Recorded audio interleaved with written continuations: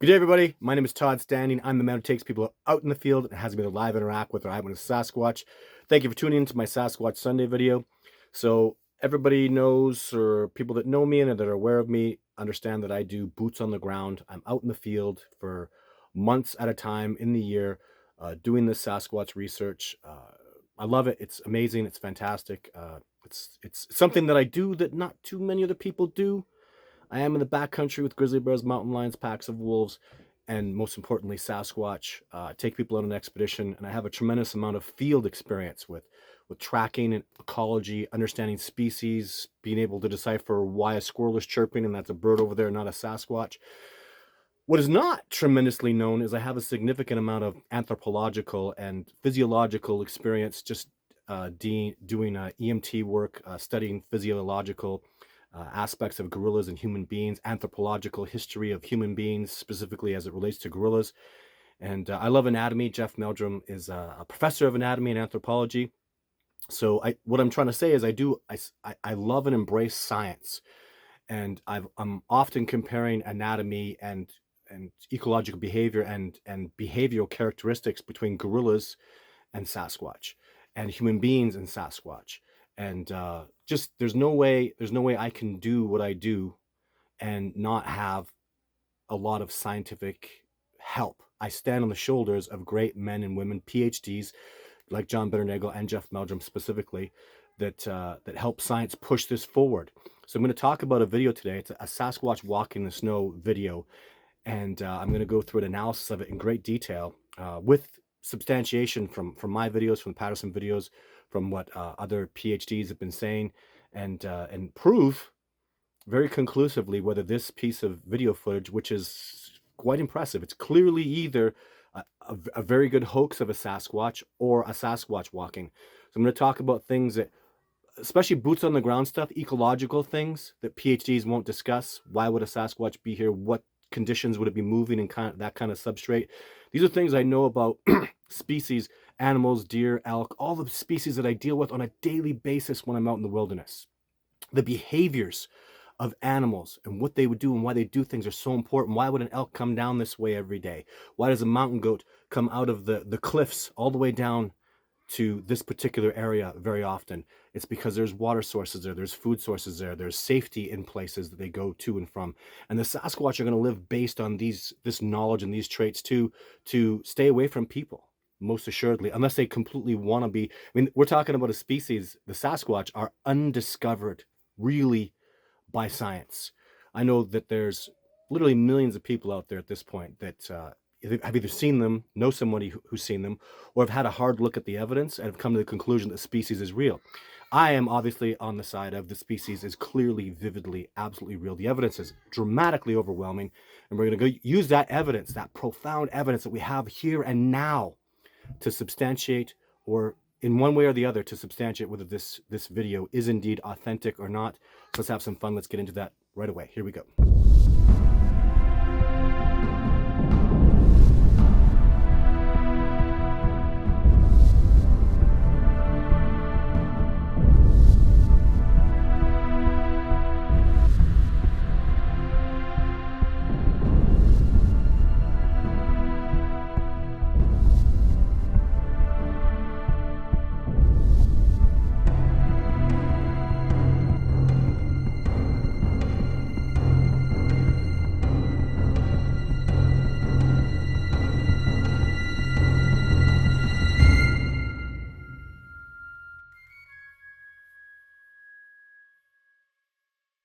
The video we're looking today online is called Massive Yeti.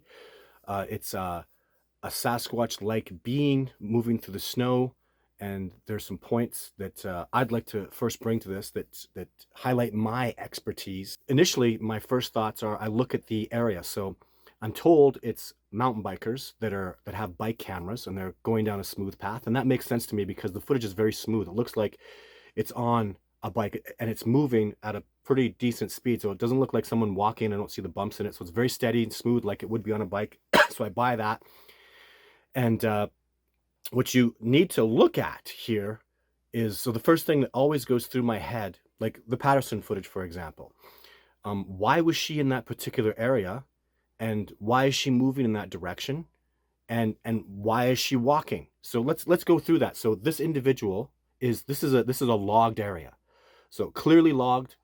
uh, a, a Sasquatch in a really bad position. It's snow outside, so this Sasquatch is going to be leaving ridiculously clear tracks, which something very specialized about a Sasquatch is they are elite trackers.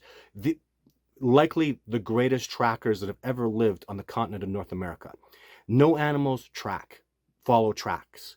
Animals follow by scent. I mean, that's about it. They don't look at the tracks on the ground. They just don't do that. Wolves and bears, even mountain lions, they'll follow by scent. They'll visually watch an animal. They'll hunt for it visually, but they'll never look at the ground like human beings and Sasquatch do to see what's going on with these particular animals, whether they've been down there, how many times they've been down there, how they were moving.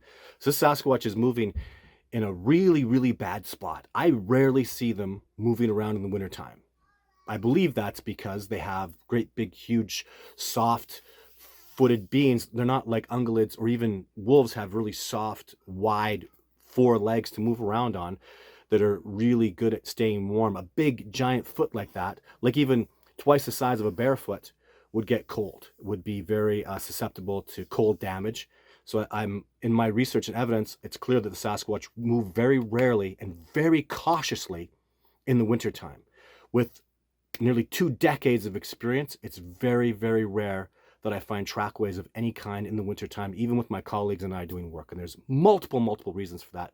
I don't believe they hibernate, but it's quite clear to me that they're just going to take a big elk or a deer up into altitude, into a cave, stay warm there, move as minimally as possible, just simply have a water source. And I've actually substantiated this when I got my video 6. My video 6, it was filmed, it's in my documentary of a Sasquatch where I get a log thrown on me at night.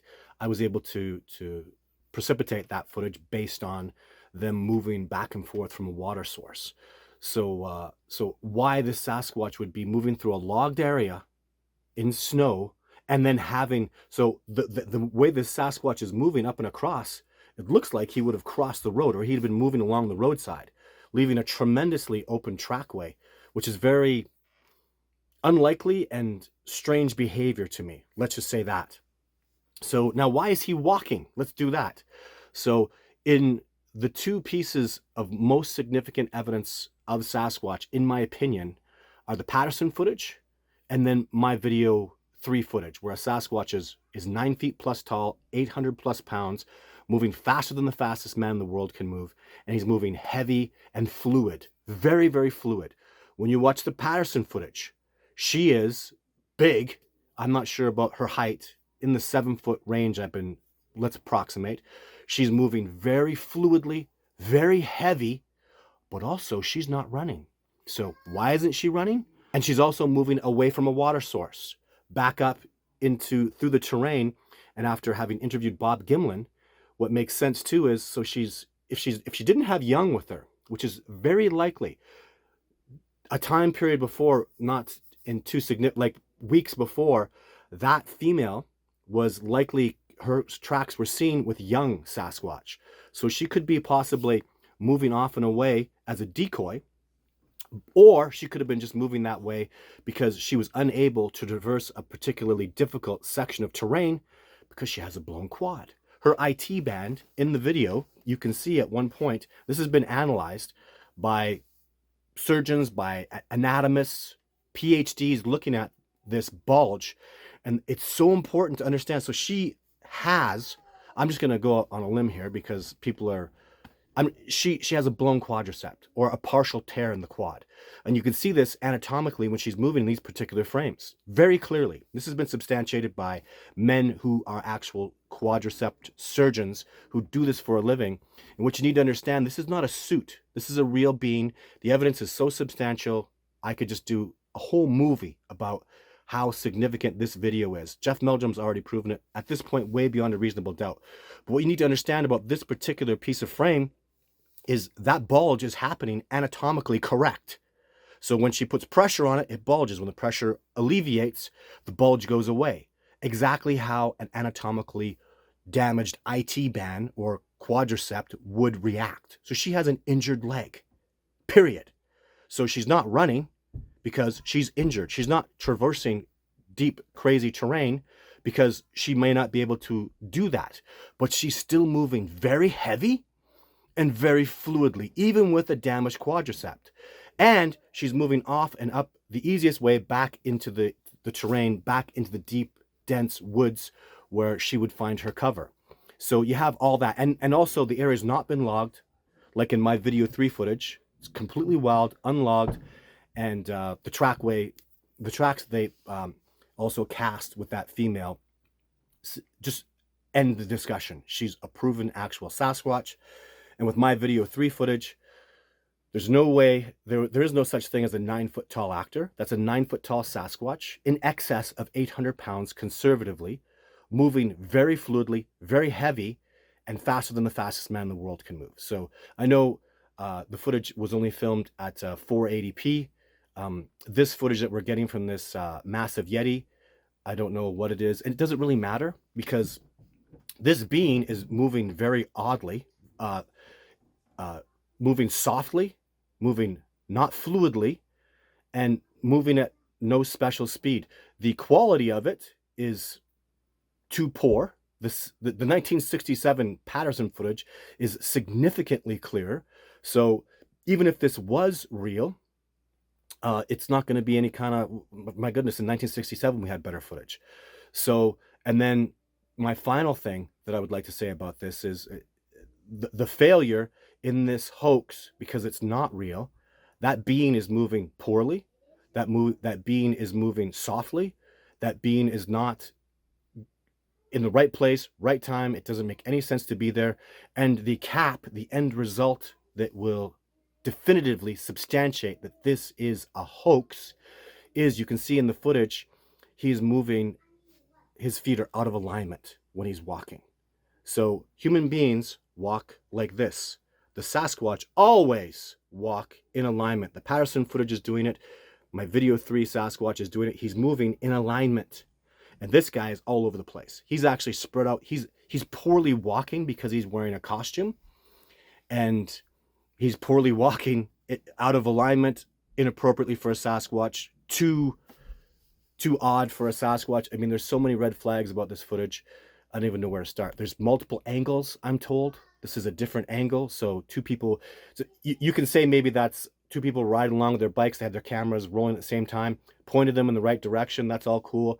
But this is not real footage. 99.9% hoax. It's like a 1 in a million chance this is real. I've never seen a Sasquatch. If it's, the only way that would be real is if it's a badly injured, blown hip Sasquatch who was completely lost, completely out of his place, deaf. Just not going to happen. And even if it is real, which it's not, I'm just going to go like I'm 99.999% convinced this is absolutely fraudulent, not real footage. And even if it was, there'd be no point to it, because what kind of evidence is it going to be for us? It's a story for the week and nothing more, because it's very clear, poor footage. And that's the end of it. So thank you very much for tuning into my Sasquatch Sunday video.